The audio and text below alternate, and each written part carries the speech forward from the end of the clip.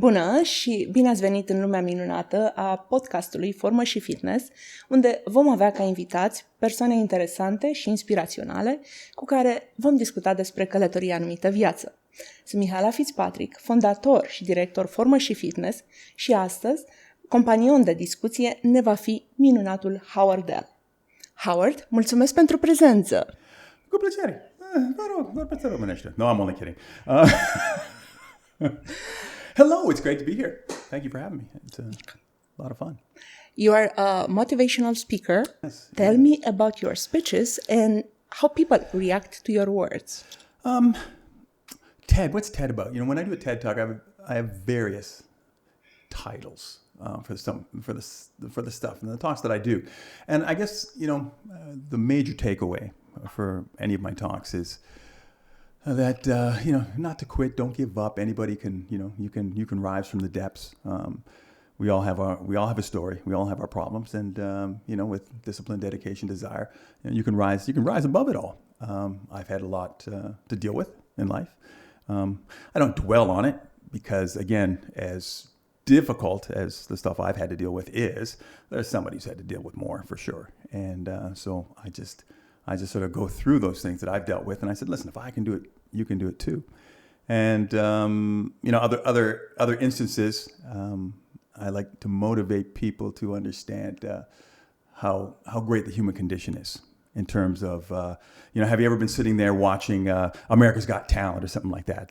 And somebody comes out, maybe it's a little girl or something like that, and she's like, hi, my name is so-and-so. And she's really cute and that kind of stuff. And you just like, everybody in the audience is just like going, oh, geez, I hope she can sing. I hope she can sing. Because they don't want to, they don't want this cute little girl to come out there and bomb, right? And then this girl starts and she starts singing and everybody is just blown away and the crowd goes crazy. And you're just sitting there and you just want to start crying. I just sit there like, oh my God, can you hear her? I mean, and for me, that's because, what I say, a member of the human race, that I happen to belong to can lift us all up to a better place to be, if only for a minute. I mean, that's just inspiring. So that's what I try to do in terms of my story. I just want, that's the takeaway. Just if I can lift you up to a better place to be just for a minute, then, you realize that anything's possible. Nice. Yeah. Who's the person who motivated you, influenced you the most during your childhood and later in life? My biggest, so I would say, it goes in levels. So childhood, as you say, my dad, definitely. My dad instilled the philosophy that, again, we all have our problems. We all have difficulties. And for me, growing up at that particular time in the 60s, that's right, I'm old. You're not old, you're young. We had to deal with a lot of racism. My dad had to deal with just horrid racism. I mean, walking on certain sides of the streets, you can't go into this hotel, you can't eat at this restaurant. And I think he wanted to, he knew he couldn't really shield us from it because that's just the world we live in. But he would always say to us, you need to be twice as good just to be considered equal. So when you're in school, I know you've got a C. I know you've got a C in math, for example, but, what would the kids say if you had an A, right? I know if you were on the football team and you were just an okay player, what would the kids say if you were the best player? And he said, these are the things you want to strive for. So my dad early on, and then, that was the foundation, I think. That was the foundation. And from there on, it was just like a whole bunch of people, everybody from Stevie Wonder, Michael Jackson, to, Stevie Wonder doing his thing, and Michael, love Michael. And then motivational speakers like Les Brown, probably was my favorite. That guy he's just amazing. He's still around, still doing stuff. So my dad, musical artists, Les Brown, people who understand what it is to overcome, adapt, improvise, put on a hard hat. Life is difficult and no excuses, you just have to keep moving forward. Now, and I heard Denzel say once that don't confuse, what was it? Don't confuse movement with progress, because you can walk on the spot and you're moving, but you're not moving forward. So he said, listen, don't confuse movement with progress, and you always want to be moving forward but making progress. Are two different things. Right. Two different meanings. There you go. You are known for being an Olympian, a professional football player in Canada and United States, an actor in Hollywood, and an accomplished singer. How did you manage to be so successful at so many different activities? I had some free time. I just, farm boy from Belleville, Ontario. I had 5 goals when I was a kid. I wanted to go to the Olympics. I wanted to play professional sports. At that time, it was professional football. I wanted to do film and television.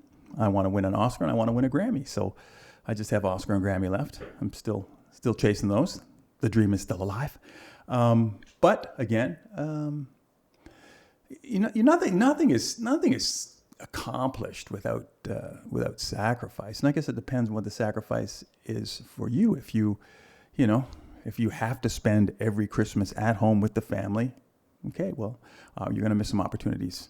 If you have to spend every birthday having a party or going here, you're going to miss some opportunities. Sometimes opportunities come along and it's not convenient time for you. It's just like, oh gosh, that's the perfect opportunity. But, I got the anniversary party I got to go to, no, when an opportunity comes along, you have to open that door and you have to walk through it. And so for myself, that's what I did, sport-wise, acting-wise. Yeah, I did the starving actor thing. I lived out of my car for a couple of months. I got a gym membership and I used the gym shower and that kind of stuff. And back in my car going on auditions. I think most actors have sort of been through something like that. And it's just it's difficult. You just have to want it. You have to, again, it's about sacrifice. What are you willing to sacrifice to accomplish what you need to accomplish? And I find now in this day and age, the millennials, the Gen X, or whatever you want to call them, nobody's interested. Nobody's interested in sacrifice. They just want what they want, and they want it now. In an easy way. And an easy way, yeah. It's just sort of like there is no easy way. The fastest way forward is slowly. And you have to push yourself. Yeah, you got to give up. You can't have everything. You can't have it all. You're going to have to relinquish something in order to accomplish what you want. And so I was just prepared to do that, and I did, and I got lucky. I worked hard for opportunities when they came along, and I stepped through the door like, I'm here. What's next? You have faced many challenges in your life. Yeah. How did you overcome those challenges? Well, overcome. There's no easy way. I could, you could rattle off like all the typical lines, never say never, don't quit, et cetera, et cetera. But, life can hurt. And you just have to stand still, feel the pain, and do it anyways, in terms of making progress. You got to have a plan. Any plan is better than no plan. And so when the doctor tells you the end is near, I sort of, in my mindset, I'm like, okay, well, that's your opinion. I don't share your opinion. So let me just double check that. And you just have to have a plan. What is your plan moving forward? What you want X, you're at Y. What is your plan moving forward? And you have to have a plan. And I always had a plan. It's sort of like, okay, well, if this isn't working for me, I'll try that. If that doesn't work, I'll keep trying. I'll try that. And just some people give up. And with some of the physical things that I've had to deal with, pain is pretty substantial. And I understand people just sort of going like, they just can't go anymore. Because the pain sucks. You just want someone to turn off the lights so you just don't have to feel the pain anymore. You really do. You just be like, I just can't take it. Just give me a shot and just let me go to sleep. And I understand that because living with pain is whether it's mental, emotional, physical, is very difficult. But you just have to stand still, feel the pain, and keep moving. You have to keep moving. I wish I could remember. There's this football player right now, this day and age, short little black guy. I don't know what team he plays for. He's one of the best in the world. You could put him in the Ronaldo, Messi, and this guy. He's a youngster, but he's huge, and he had to face a lot of racism in football, and because of that, some policies in Premier League and all that kind of stuff has changed. But he said something. He said, "I just have to get through it." So when they were hanging effigies of him off the stadium walls and stuff, on a rope, and it was crazy. But he said, when things are really bad, and things get really bad, you just have to get through it. Just close your eyes. Let me just get through this, because tomorrow will be a better day. And tomorrow will be a better day. Maybe next week's a better day. Maybe next month, next year.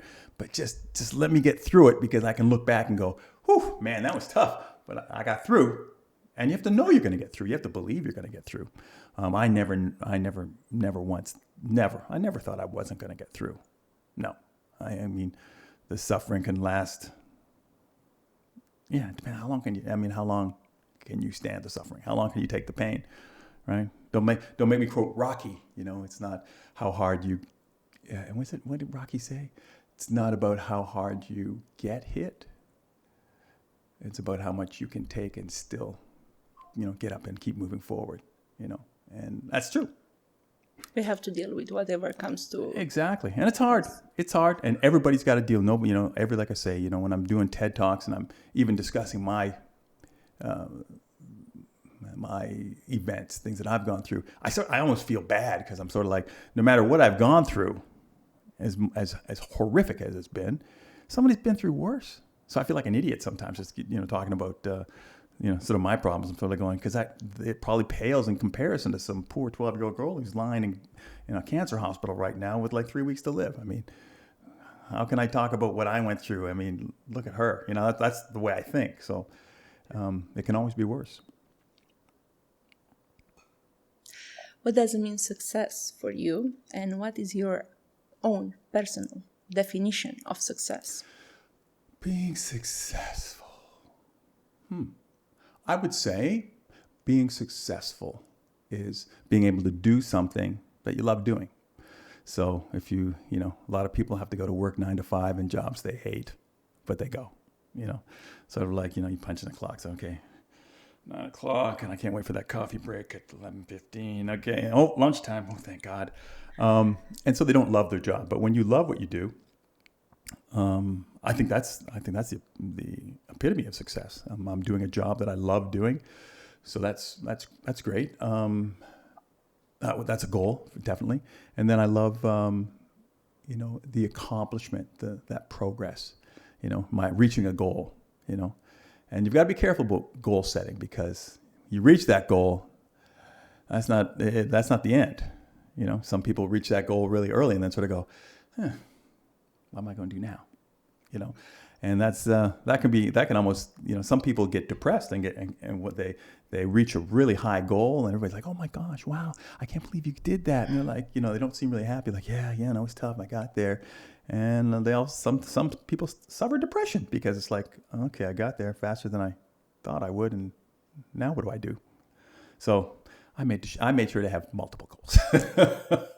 I was like, I plan on, how can you have a list of goals and not plan on achieving them all? So success to me is loving what you do, accomplishing what you set out to do. And I think those are the top two for me. Nice. You lived in many countries. Oh, yeah. What do you think about globalization, and how this has an impact on a culture of a country, including Romania? Difficult.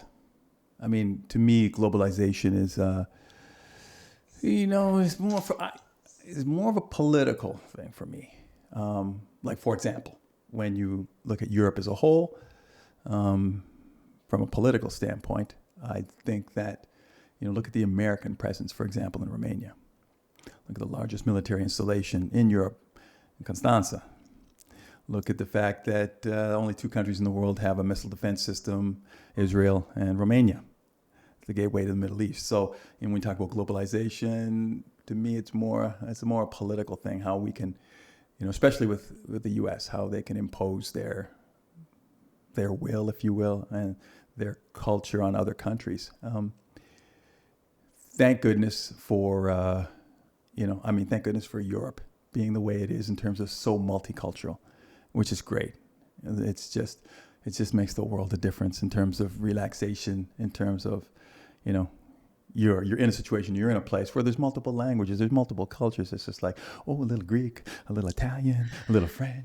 It's this smorgasbord of culture, and it's just beautiful. When you come from North America, not so much the same. You have the American way, and then you have, well, Canadians are a little more multicultural, I'd say, because we have the French influence. Certain things are mandatory in Canada in terms of especially learning about other cultures, especially the French culture, and learning to speak another language and how important that is. But, it all comes down to the dollar at the end of the day. When we talk about globalization, it's all about the money and where it can be made and how it can be influenced. I think Romania, one of the things I love about Romania is Romanians are so smart. Whether they're so talented. Let me just say talented, because when I look at sport, for example, Romanian athletes are probably amongst the most talented I've ever seen. The coaching sucks, but the athletes are amazing. Can you give me some names? Well, instead of names, when I look at track and field or athletics, for example, it's quite plain. Like you see Romanian teenagers. And they do so well in university games or the under 16s or the 18s, or they do so well. But I say they do so well because they're talented. A monkey could coach them, and they'd still be amazing. But what happens when that Romanian teenager goes from 19 to 20? No longer a teenager. You got to step in the real world now.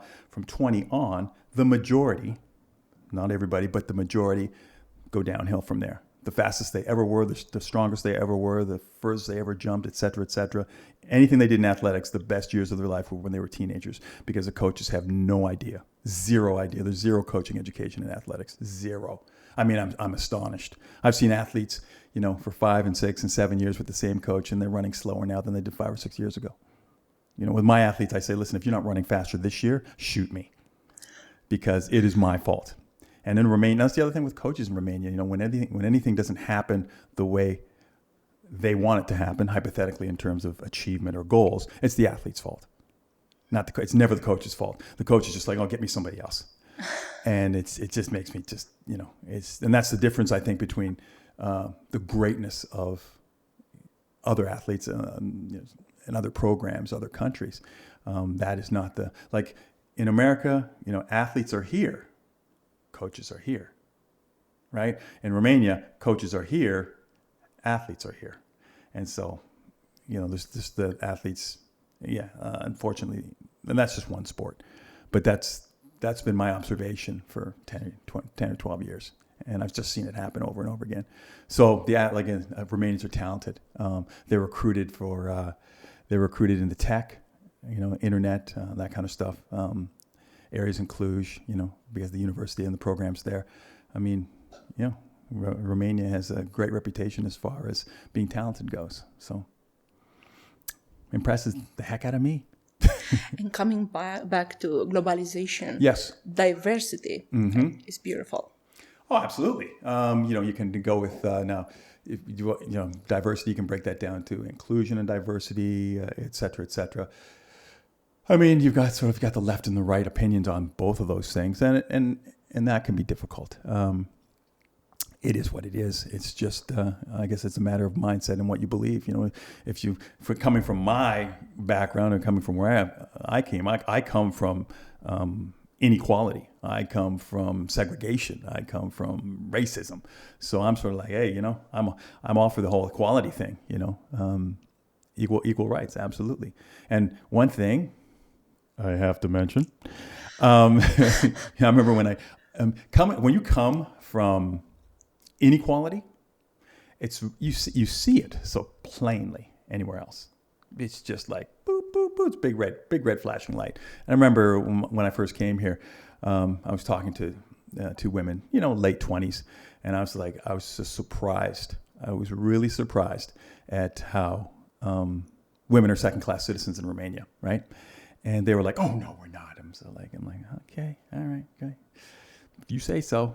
I run into them a few years later, and they're like, "Oh, yes, we are." And I'm like, "Well, hey, and to me that's true. I think women are so much further behind in Romania than other places I've been, other countries, other Western countries, and especially Canada, the U.S. I mean, without question. It's funny when I do a talk. I'll go and do corporate motivational speaking, and they'll bring me in for an annual general meeting or just a general talk with the personnel, etc. And at the end of my talk, there's always a question and answer.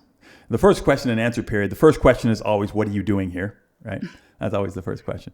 So we go through that, and then right at the end, I tell them, I said, okay, listen, I have a piece of advice. You want to be successful? And I say, sorry, ladies, this is not for you. This is only for the men. My apologies. I said, guys, if you want to be successful, you want to have everything you ever wanted in life, I'm just going to give you one piece of advice, and if you follow this and you stick to this, you will be tremendously successful. Sorry, girls. Sorry, guys, it's not for you. And I just wait till it's like dead quiet, right? I said, okay, guys, you ready? Sorry, ladies. And they're like, yeah. I said, women are smarter. and you just see their whole face just sort of droops like this, and the ladies are like, and anyway, that's sort of my take on things, And again, returning to diversity and inclusion, I come from inequality, so when I look at it, I'm all for equality. I'm not for craziness, but because there are a lot of subjects out there that are very touchy. We get into the transgender, and you get transgender in sport, et cetera, and it's tough. I mean, for me, I will never be able to. When I look at transgender in sports, you cannot have a guy competing against girls. You just can't. I don't care what he's gone through in terms of his physical development and change, but you can't go from it's just unfair. It's just unfair. I mean, if they as far as that transgender thing's going, we have male leagues and female leagues, and we can have a transgender league as well. I mean, why not go there? But why having transgender males compete against ladies? 50 Shades of wrong. And coming back to women, even in Romania, things changed a lot nowadays. Yeah, they have. I mean, for the women who are here, who've been here, for, since they were born or in an inordinate amount of time, yes, they can say it has changed a lot. So when I hear you say, yeah, it's changed a lot, I go, yeah. No, can't concur from on your that point one. of view. Right? It's Not not from enough. my point of view. Okay, so if you guys, on a scale of 1 to 10, North America is sort of like 8 where the women are, and I don't think Romania's women are past like a 4.5, maybe a 5 on a good day. Of course, it's a huge difference in between women from the United States and Canada and women from Romania. Yeah, that's true. So yeah, it has changed. In Romania, they've gone from a 2 to a 3. Yeah, okay, great. To a 4, sort of like, fellas, we need to, they need to lift that up. But it's a man's world in Romania, unfortunately, and we just. It is what it is, and hopefully people will come along and recognize, hopefully the ladies. I mean, look at sport. Oh my gosh, in athletics, thank God for women in athletics. When you look at, and even in sport, women's handball, I mean, like, I'm just picking 2 that I know. I mean, women have propped that up. If it hadn't been for the women, Romania wouldn't. Women's gymnastics. I mean, when you look at sport in Romania, thank God for the women. Otherwise, we used to be the best in right? gymnastics. Yeah, but I mean, it's just in terms of, compared to what the males have accomplished and what the women have accomplished, it's not even in the same universe. It's not even the same conversation. Women have accomplished way more in sport than the men have. So, yeah, I mean, I just want that. I want that ladder raised up to, regular life, as far as the employment situation goes, as far as wages go, et cetera, and it should be, on par with that. Do you have a favorite place in the world that you visit regularly? Is this the place where you go to retract and recharge? No. No place? When you feel like relaxing? Yeah, no. Don't you have a special spot in this world? I could be sitting in this chair, closing my eyes and falling asleep and be like, okay, how's it going? Yeah. No. Wherever I am, I can just you let me sleep, I can recharge. You are one of the few people. I mean, I've been to so many different places. I've been.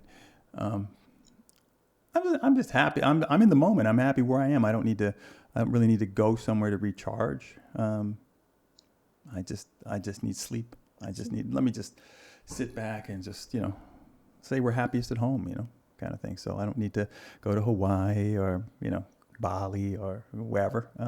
Beautiful places, of course, beautiful places. Oceanside, great. But no, I'm good. I don't have any special place at all, no.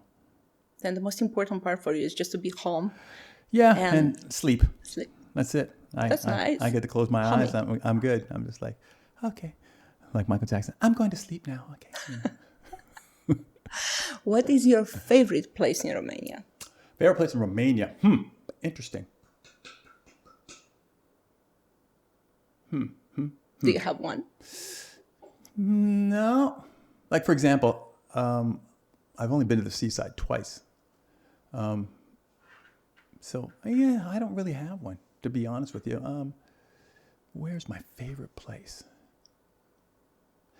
I have to say sounds a little leftist. Up on the mountains, by the Black Sea. My favorite place is wherever I am, as long as I'm surrounded by good people.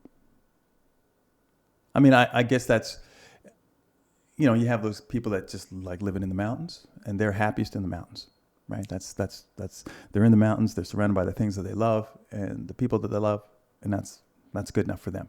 I'm sort of the same way, except I could be anywhere, just as long as I'm, with good people. I'm fine. People it matters the most. People matters the most, yeah, in terms of the relationships that we have, the friends that we have, the support that we have. It's about being surrounded by the right people. Right. You want to maintain great mental health. You want to maintain, you want to be around true friends. You want to be around people that are happy for you when you're doing well, and who support you when life's kick you in the butt. So yeah, I mean, and we all have hopefully, the goal in life is to have 2 or 3 people like that, and pick up the phone and be like, and so this is what happened. And I was just like, I don't know. So, yeah. I'm like I say, what's they say? Home is where the heart is. Heart is where the home is. I don't know, but yeah. I like saying, home sweet home. Home sweet home, baby. Wherever I'm calling home is, yeah. I concur. I love. Yeah, I do love going back to the town that I grew up in. But I feel really comfortable there. I wouldn't want to live there, but I sort of go back, and of course you grew up there as a child from 0 to 18 or 19 when I left. And so much is familiar, so much of childhood memories, had a great childhood, in terms of, great friends, had the best friends ever. Nice. And, there's a body of water there, and, going to the beach and swimming. And yeah, that's always a good memory. But then I gets a little too quiet for me, and I'm sort of like, okay, yeah, well, I outgrew this place. Now so that might be maybe I could do a recharge there, maybe.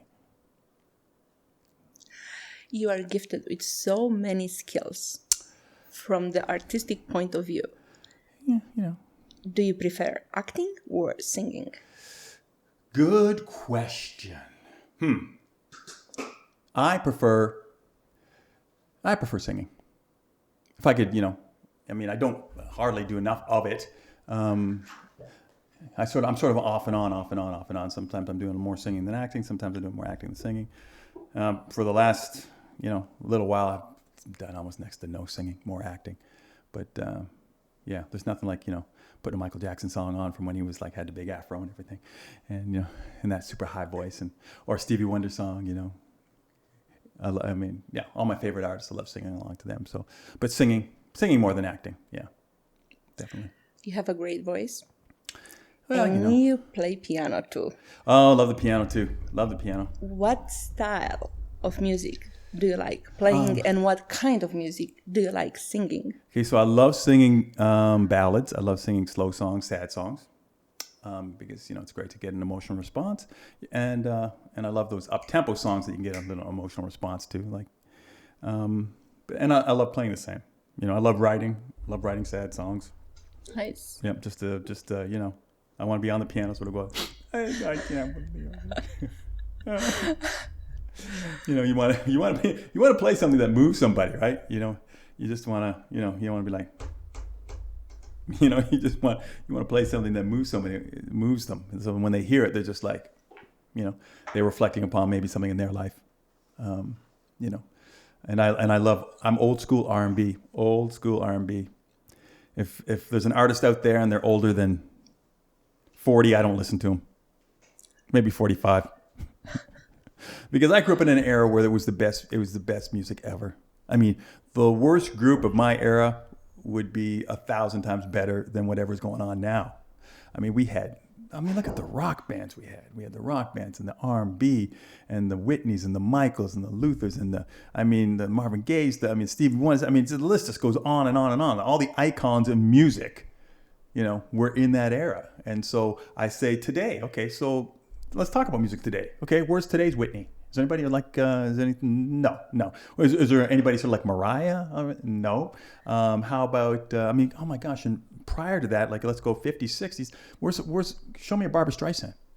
Show me, somebody with that kind of acting talent and that vocal ability.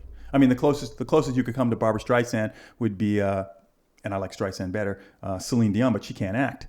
And I take Barbara's voice over hers any day of the week. And Celine's great, but Barbara, so yeah, that era was just, it's just greatness, just so much greatness in music. What a time to be listening to music. And that's why, people of a particular age love the old school stuff, because it takes them back to a time when it's just like, oh yeah, remember Stevie, when Stevie did that song,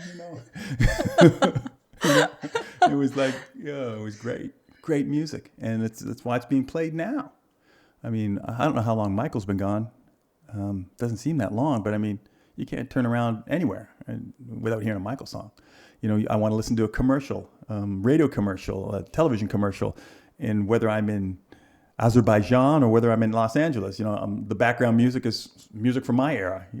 I'm not hearing any Adele background music. When I'm, Adele's great in her own right. Lots of love to Adele, but it's just not the same. It's just not the same. Back then, the music was just fabulous. I'm agreeing with you. And can you sing something for us? Some lyrics from the most favorite song. Well, I have so many songs. La la la la la la la la. No. What would be a song? Like, I love Luther Vandross. Luther Vandross is singing "A House Is Not a Home," and how the acoustics in here? They're pretty good. Yeah. Are you gonna be in love with me? It's driving me crazy to think that my baby still in love.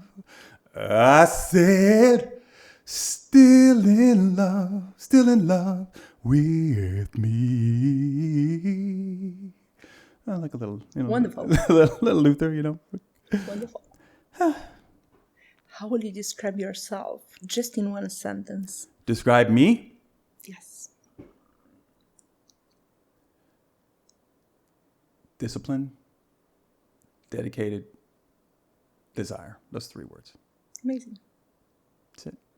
Thank you. You're very welcome. It was fun. Thank you.